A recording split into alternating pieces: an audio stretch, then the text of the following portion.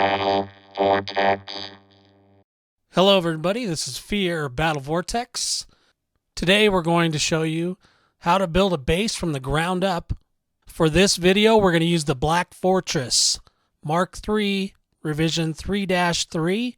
This version of the Black Fortress did make it through all 32 waves of the Wild Monster Invasion. So we're going to have that available for you guys today.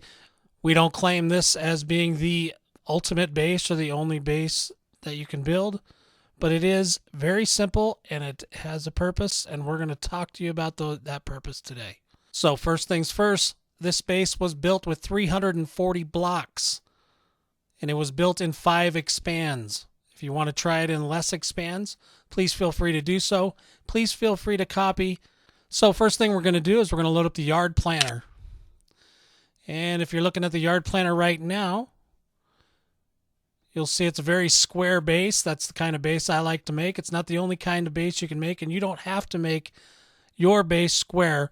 What I'm going to show you is why it is the way it is, and you can make your own design using my outline if you like. So right now we're just going to zoom in here, and I'm going to show you the core. This is called the core of your base, okay? When you have in your yard planner, any base you make, there's a core. Now this particular core, the X, which is right in the center of the base, the X is the very center, and in this particular layout I went ahead and placed a bomb right there. Then you have your town hall and you have your cage. The reason you want your cage in the center is because your champion tends to want to come out and can be what they call baited, which means they can send fangs with poison or something like that out and get your monster to come walking all the way out in the yard, way out here somewhere, and get killed. So the closer the cage is to the center, the better off you'll be. All right, the next thing I want to talk to you about is the silos. The silos can have many purposes, but the main purpose for this particular layout is I was trying to kill 2 birds with 1 stone with this layout. This layout has an SDT and a THDT in the same layout. An SDT is a silo death trap. That's around the silos here. And a THDT is the town hall death trap.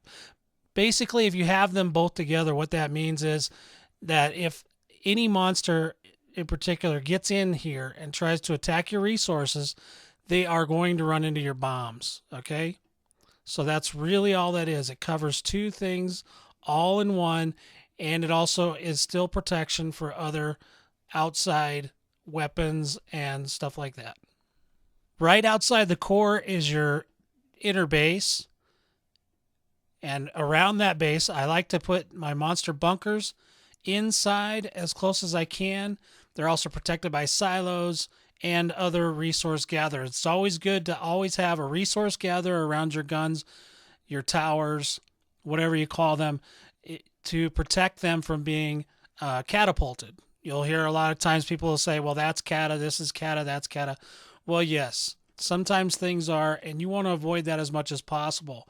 Another very important thing, especially that I found out with the waves, is that your Tesla towers are pretty much your most powerful weapon as far as dealing with ground and air defense at the same time. I also like to keep my aerial defense and my rail guns both inside as close as I can. So all those weapons and bunkers are all in the inner base. You'll also notice in the inner base that I have little pathways for the monsters to get in. It's always a good idea to leave some sort of path for them to get in, and that's part of this inner core as well.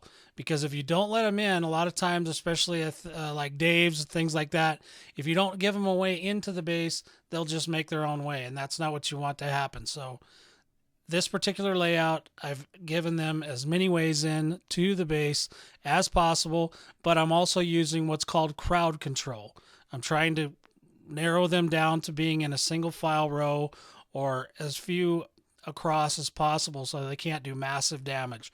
They'll tend to attack just one thing if they're all single file rather than just, walking through the whole thing and attacking everything. So now we'll move on to the outer part of your base. This part of my base doesn't have a lot of defenses or offenses in it. It's mostly where I put my housing, and the reason the housing is so far inside is because when monsters finally do get to them and start to destroy them, it usually takes them a long time, and they get stuck there. In the meantime, the other weapons will be able to fire and hopefully destroy them before they get into the core area.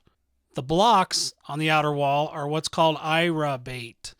Basically, if someone sends in a whole bunch of IRAs, they will not be able to attack your inner walls with those IRAs easily. It would be very difficult to get that far. Then moving on to the outer defenses. This is where I put my guns and my resource gatherers, towers and resource gatherers all the way around. It's best to go every other one if possible because it's less likely, not totally 100% likely, but less likely that someone will catapult something way out here. It wouldn't do them any good. It's a good idea to go ahead and just put all that around. What this also does is it creates an NEC. An NEC is a never-ending chain, and that can be a never-ending chain of resource gatherers or a never-ending chain of towers. But in any event, the monsters will follow this all the way around usually before they even attempt to come into the center. Having your outer defenses laid out like this also gives you what's called an anti-PPX, which basically means an enemy would be less likely to be able to drop a large group of Project X's in your yard and then dump 10 million putty on them. The putty will run out before those Project X's are capable of getting all the way around. Outer non-essential buildings, I usually divide them up by however many I have, put them all the way around. Basically, all this does is it makes the monsters come in and attack them first, usually, if they're monsters that attack anything. And, of course, when they're attacking other things, the towers then have time to attack those monsters. People often ask me why I don't protect the outer resource gatherers and stuff like that. It's because the resource gatherers do not yield as much of the resources when they are attacked as do the silos.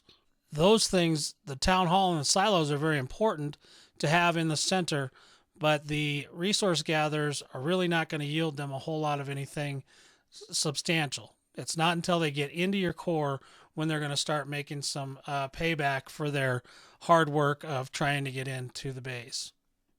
I've been told that this particular base would probably take somewhere between 4 to 6 waves to completely flatten. So just take that for what it's worth. You're more than welcome, like I said, to copy. I will put links in the description for the yard planner and the actual picture of the base, and you guys can get them from there. Last but not least, we'll show you the tower ranges. Most of these guns are between 6 and 10 on the smaller guns, and the bigger guns are either 4 to 6, depending on how far I've gotten. But basically, you'll see the layout here. It's a pretty much an even surface all the way around. Everything's nice and even. There's no real strong areas except for the middle's kind of strong, which is good, and everything else is kind of an even layout. The biggest thing to notice from this is that the bunkers, if you have your sniper weapons far enough out in front of the bunkers, then the bunkers cannot be baited, which is another thing that they like to do. They try to get your bunker monsters to come out so that they can kill them outside of the reach of your weapons. But if you have your weapons out there, you can see this one, you can kind of see the little line here. That's where the bunker would release the monsters, and it has to contend with these two guns. So that's why you do that.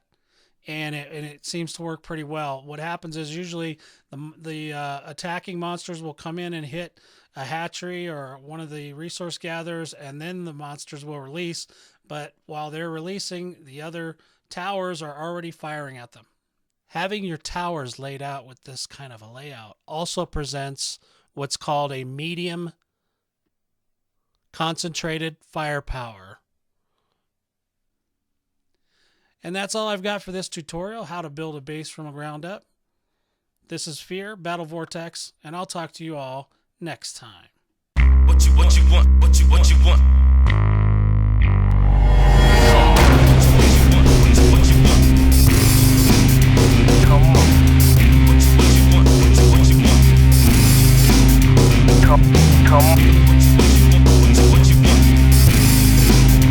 Come on.